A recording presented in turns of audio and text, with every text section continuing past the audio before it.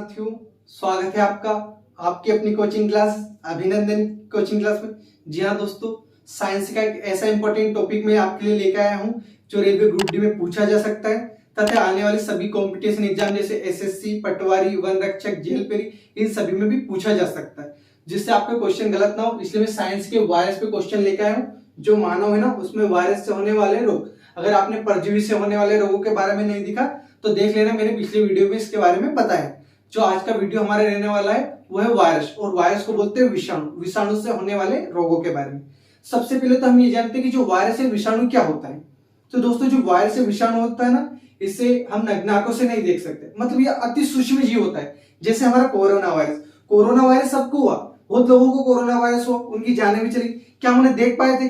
नहीं देख पाए। मतलब वायरस, ये विषाणु एक ऐसा जीव होता है जिसे हम नग्न आंखों से नहीं देख सकते, मतलब इसे देखने के लिए कहीं ना कहीं सूक्ष्मदर्शी की आवश्यकता होती है। किसकी आवश्यकता होती है? सूक्ष्मदर्शी की। अब ये बना कैसे होता है? जो हमारा वायरस है ना, ये बनता कैसे? तो दोस्तों, ये जिसको बनता है ना, ये नाभिकीय अम्ल।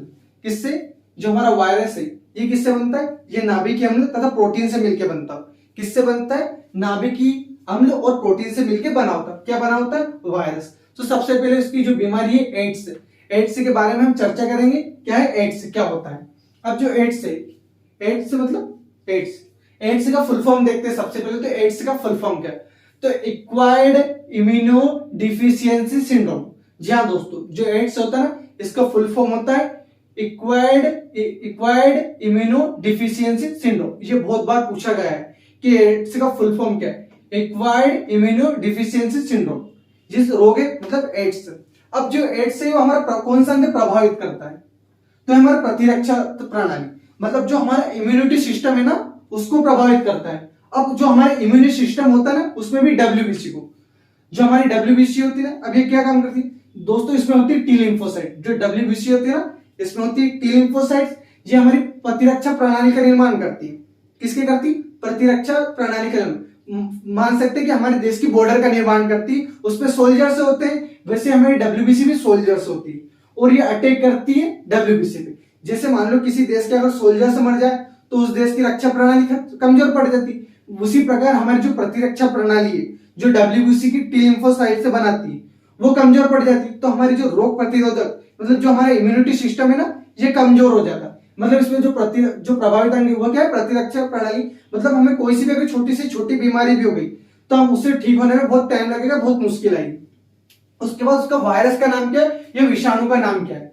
जो वायरस है ना दोस्तों, इसे विषाणु भी बोला जाता है। Virus, HIV. अब एचआईवी का फुल फॉर्म पूछ रहे तो ह्यूमन इम्यूनो वायरस।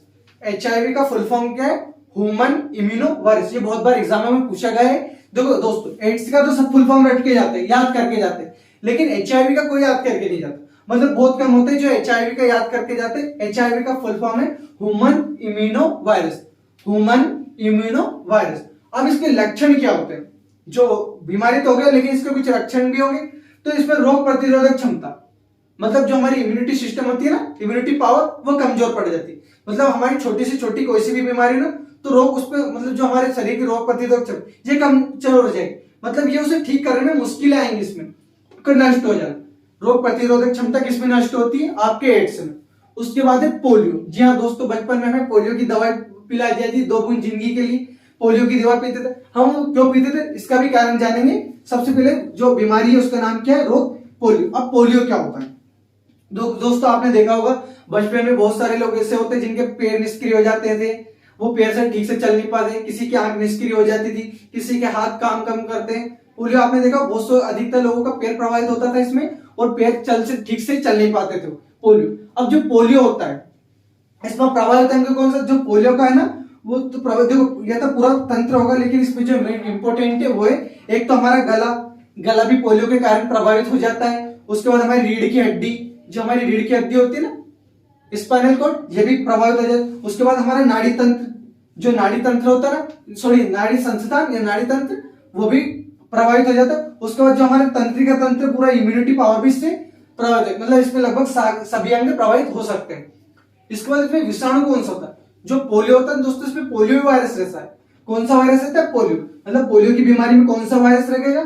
तो पोलियो वायरस ही रहता है। उसके बाद इसमें लक्षण क्या है? मतलब इसमें कुछ तो लक्षण होंगे कि ये क्या क्या आपको बताता है कि इसमें आपको क्या क्या होता है। इसमें ज्वर, ज्वर मतलब होता है दोस्तों बुखार, आपको क्या आ जाती है, बुखार आ जाती, बुखार आ जाती। और क्या होता है दोस्तों, तो बदन दर्द, मतलब आपके पूरे जो शरीर है ना उसमें दर्द होने लगता है। किस में लगता है, पोलियो में। उसके बाद आपकी रीढ़ की हड्डी भी प्रभावित हुई और कोशिकाएं भी प्रभावित। हमारी जो कोशिका है ना ये भी प्रभावित। जी हाँ दोस्तों, कोशिका क्या है, हमारे जीवन की संरचनात्मक एवं कार्यात्मक इकाई है। मतलब हमारे जीवन की जो सबसे छोटी इकाई है ना, जो मूल इकाई है, वो कोशिका है। और कोशिकाएं प्रभावित हो जाएगी तो शरीर को बनने में प्रॉब्लम देगा, पूरे शरीर को डिस्टर्बेंस करेगी। उसके बाद है दोस्तों रेबीज। अब सबसे पहले मैं बता दूं रेबीज कैसे होता है। तो दोस्तों जो रेबीज होता है ना, ये कुत्ते के काटने से होता है। क्या कुत्ते के दांत में रेबीज वायरस पाया जाता है? जी हाँ दोस्तों, नहीं पाया जाता। जो कुत्ते की लार होती है उसमें रेबीज वायरस पाया जाता है। जब ये कुत्ता आपको काटता है ना, तो समटाइम जैसे किसी इंसान को यहाँ पर काटा तो कुत्ते के काटने के साथ उसकी लार भी आ जाती है। जब उसकी लार आएगी ना, तो लार में होता है रेप्टोवायरस। वो रेप्टोवायरस हमारे ब्लड में चला जाता है और हमें बनाता है रेबीज की बीमारी। अब जो रेबीज है इसमें क्या प्रभावित होता है, तो दोस्तों हमारा तंत्रिका तंत्र, इसमें भी हमारा तंत्रिका तंत्र प्रभावित होता है। मतलब पोलियो में भी हमारा तंत्रिका तंत्र प्रभावित होता है, इसमें भी हमारा तंत्रिका तंत्र प्रभावित होता है। अब ये तंत्रिका तंत्र में कौन सा अंग प्रभावित होता है, इसमें लगभग समथिंग सारे अंग हमारे प्रभावित हो जाते हैं। उसके बाद इसमें वायरस कौन सा होता है, तो इसमें वायरस होता है रेप्टो वायरस। कौन सा वायरस, रेप्टो वायरस। वायरस का नाम है रेप्टो वायरस। ये पूछा गया है कि जो रेबीज की बीमारी है इसमें वायरस का नाम क्या है, तो दोस्तों इसमें रेप्टो वायरस। और लक्षण, मतलब जो रेबीज की बीमारी उसमें क्या होता है, तो दोस्तों रोगी पागल हो जाता है। मतलब पागल ऐसा हो जाता है, उसे ऊंचाई से डर लगता है, उसे आंख से डर लगता है। मतलब वो रोगी कैसा हो जाता है, पागल। और अपनी जीभ बार बार निकालता है। जी हाँ दोस्तों, अपनी जो जीभ होती है ना उसे बार बार निकालता है। किसका वायरस, रेबीज का वायरस। किस मरीज, कौन सी बीमारी, रेबीज। और रेबीज किसके कारण होती है, रेप्टो वायरस के कारण। और किसके काटने से, कुत्ते के काटने से। इसलिए कुत्ते को रेबीज का टीका लगाया जाता है। हाँ दोस्तों, कुत्ते को किसका टीका लगाया जाता है, रेबीज का, ताकि वो हमें काट भी लेना तो हमें रेबीज की बीमारी ना हो। और इंसान को भी अगर काट ले कुत्ता तो उसके बाद भी पहले 14 इंजेक्शन लगते थे, अब रेबीज का एक ही टीका लगता है, बस उसमें हम ठीक हो सकते हैं। उसके बाद है दोस्तों पीलिया।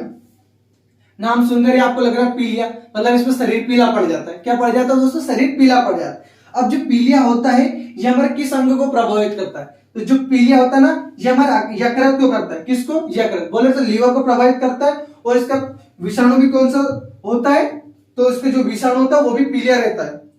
सॉरी दोस्तों, इसका कोई विषाणु नहीं होता है, माफी चाहूंगा। उसके बाद इसके लक्षण क्या होते हैं, तो जो इसके लक्षण होते हैं ना वो होते हैं किस, बोले त्वचा का पीला हो जाना। जो हमारी त्वचा ना ये पीली पड़ जाती है, किसमें पड़ जाती है, पोलियो में। पोलियो में हमारी जो त्वचा होती है, सॉरी पीलिया में, पीलिया में हमारी जो त्वचा होती है ना ये पीली पड़ जाती है। और उसके बाद है मोस्ट इंपोर्टेंट बीमारी, डेंगू ज्वर। जी हाँ तो डेंगू ज्वर। डेंगू ज्वर मतलब ज्वर मतलब होता है डेंगू की बुखार या हड्डी तोड़ बुखार। कौन सी बीमारी, हड्डी तोड़ बुखार। डेंगू ज्वर या हड्डी तोड़ बुखार, नाम सुन के आपको लग रहा है हड्डी तोड़, मतलब इसमें हड्डियां सारी दर्द करती है दोस्तों। और इसमें प्रभावित अंग होते हैं संपूर्ण शरीर। जो हमारा संपूर्ण शरीर है ये दर्द करता है, तो सारी हड्डियां दर्द करती है। किसमें, डेंगू ज्वर या हड्डी तोड़ बुखार। दोस्तों पूछा जाता है कि हड्डी तोड़ बुखार कौन सी, तो डेंगू ज्वर। उसके बाद प्रभावित अंग, तो इसमें संपूर्ण शरीर होता है। वायरस, ये विषाणु कौन सा है, अर्बो वायरस। कौन सा विषाणु होता है, अर्बो वायरस। विषाणु का नाम क्या है, अर्बो वायरस। उसके बाद लक्षण क्या होते हैं डेंगू ज्वर के, तो आंखों, पेशियों तथा जोड़ों में दर्द होता है। हमारी आंखें, हमारी सारी पेशियां और जोड़ों में दर्द होता है।